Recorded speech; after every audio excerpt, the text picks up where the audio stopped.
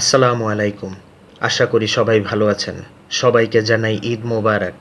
বাংলাদেশের তত্ত্বাবধায়ক সরকার আসুক, গণতান্ত্রিক সরকার আসুক, একনায়কতান্ত্রিক সরকার আসুক, সামরিক শাসনতান্ত্রিক সরকার আসুক, কোনো সমস্যা নেই। কিন্তু সরকার যদি সাধারণ ছাত্রছাত্রী ও সাধারণ জনগণের উপর অত্যাচার করে, দেশের ক্ষতি করে, তাহলে তাদের কোটা সংস্কার আন্দোলন ২০২৪ স্মরণ করিয়ে দিতে চাই।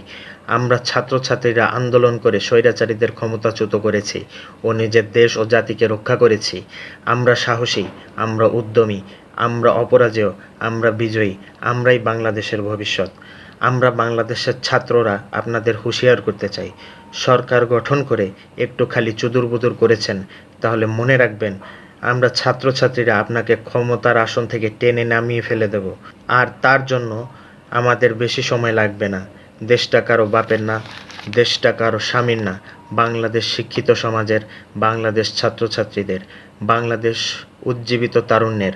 বাংলাদেশ দীর্ঘজীবী হোক, তারুণ্য দীর্ঘজীবী হোক, সংগ্রাম দীর্ঘজীবী হোক। আমিন। আসসালামু আলাইকুম।